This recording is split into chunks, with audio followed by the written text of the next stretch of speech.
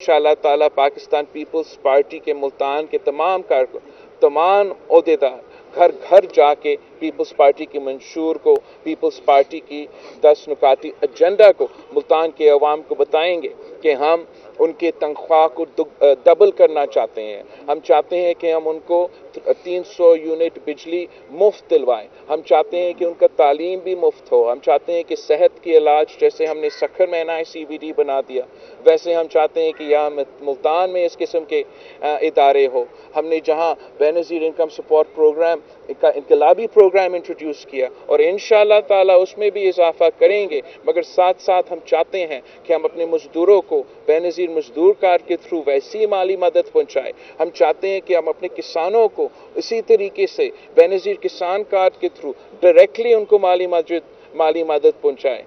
और इंशाअल्लाह ताला इसी तरीके से हम अपने नौजवानों को यूथ कार्ड के थ्रू ना सिर्फ माली मदद पहुंचाएंगे, उन्हें वो स्किल्स देंगे, उन्हें वो तालीम देंगे, उन्हें वो जो भी उनकी ज़रूरत है वो पूरा करेंगे ताकि वो खुद वो रोज़गार के मौके के फ़ायदा ले सके। इंशाअल्लाह ताला पाकिस्तान पीपल्स पार्टी वो वाहिद सियासी जमात है जिसका जो मसाइल के मुताबिक और मसाइल की जो पाकिस्तान के अवाम के मसाइल हैं उनको हल करने के लिए इस इलेक्शन में हम हिस्सा ले रहे हैं। हम पाकिस्तान के अवाम से अपील करते हैं कि तीर के पे तफा लगा के एक अवामी हुकूमत बनाएं जिससे हम आपके मसाइल का हल कर सकें।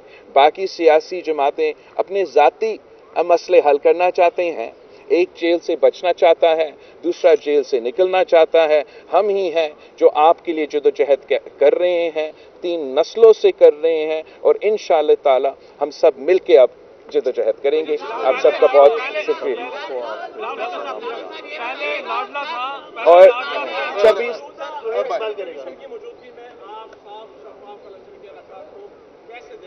देखो, जहाँ तक साफ और शफाफ इलेक्शंस है, इसकी जदोजहद पाकिस्तान पीपल्स पार्टी मुसलसल हमारा ये जदोजहद रहा है कि पाकिस्तान में फ्री और फेयर इलेक्शंस हो।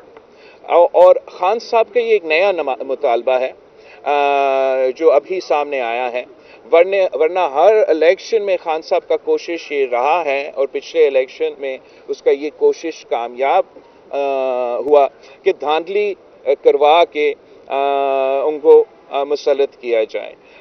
हम समझते हैं कि जो तरमीम, जो अमेंडमेंट्स पाकिस्तान पीपल्स पार्टी के दौर में 2008 से लेके 2013 तक हमने फ्री एंड फेयर इलेक्शंस करवाने के लिए, इलेक्शन कमीशन को बाख्तियार बनाने के लिए इस प्रोसेस में जो लीडर ऑफ द अपोजिशन और वज़ीर आज़म का कंसल्टेशन होना था, ये सब चीज़ें हमने इसलिए डाले थे ताकि चेक्स एंड बैलेंसेस हो और फ्री एंड फेयर इलेक्शंस करवाया जाए। और काश खान साहब हमारे साथ इलेक्टोरल रिफॉर्म्स में और फ्री एंड फेयर इलेक्शंस करवाने में जब वो हुकूमत में था, काश वो हमारे साथ तब देता तो फिर शायद हम मज़ीद बेहतरी लेकर आते।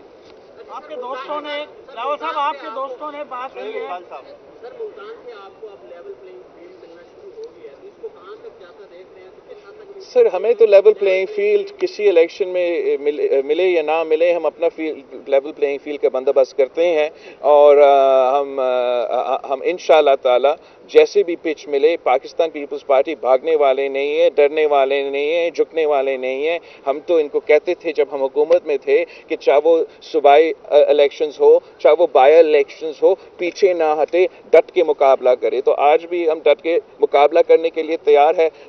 जो लेवल प्लेइंग फील्ड का सवाल है वो तो आपके सामने है, मगर पीपल्स पार्टी का भी पीछे नहीं है। पाकिस्तान पीपल्स पार्टी वाहिद जमात है जिसको इसका हक मिलना चाहिए, तो हम क्या समझते हैं कि आने वाले दौर में अगर कहीं आप वज़ीर आज़म बन जाएं तो पाकिस्तान पीपल्स पार्टी जो है इस पूरे वसेब को अलहदा सूबे का दर्जा देगी?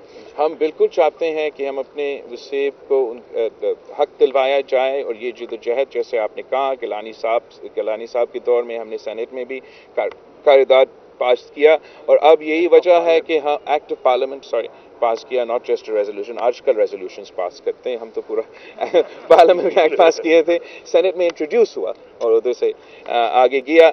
आज भी हम अगर इलेक्शन में हिस्सा ले रहे हैं तो हम पंजाब के अवाम से, जनूबी पंजाब से के अवाम से, सबसे ये वाज़ेह पैगाम दे रहे हैं, वसेब के अवाम से یہ اپیل کر رہے ہیں کہ آپ پاکستان پیپلز پارٹی کے ساتھ ہیں.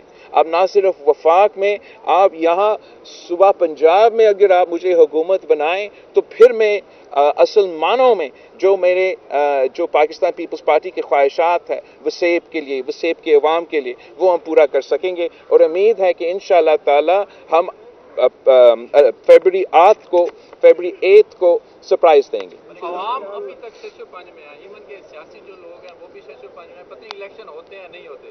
سینٹ میں ہر دوسرے دن جو ہے قرارداد منظور ہو جاتی ہے، پاس بھی ہو جاتی ہے کہ الیکشن لیٹ کیے جائیں. ادھر مولانا فضل الرحمان صاحب بھی کہہ چکے ہیں الیکشن 3 مہینے لیٹ کیے جائیں.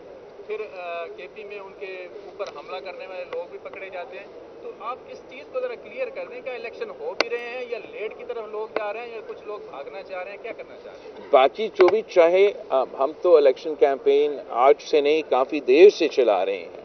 اور جسٹس فائز عیسیٰ صاحب جو ہمارا چیف جسٹس اس وقت ہے، اس نے ایک واضح رولنگ دیا ہے اور کہا گیا ہے کہ پتھر کے لکیر میں لکھا ہوا ہے کہ 8 فروری الیکشنز ہوں گے. تو میرا خیال میں کہ لوگوں کو اپنا کیمپین شروع کرنا چاہیے اور اس غلط فہمی میں نہیں رہنا چاہیے کہ الیکشنز نہیں ہوں گے.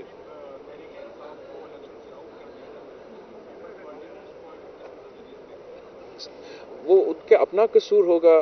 مطلب کس نے ان کو کہا کہ اتنا گھڑبڑ کرے اپنا پارٹی الیکشنز میں؟ ان کو معلوم تھا کہ مشکل وقت ہے، تھوڑا سا فارمیلٹیز پورا کر دیتے، تھوڑا سا ہوم ورک کر دیتے.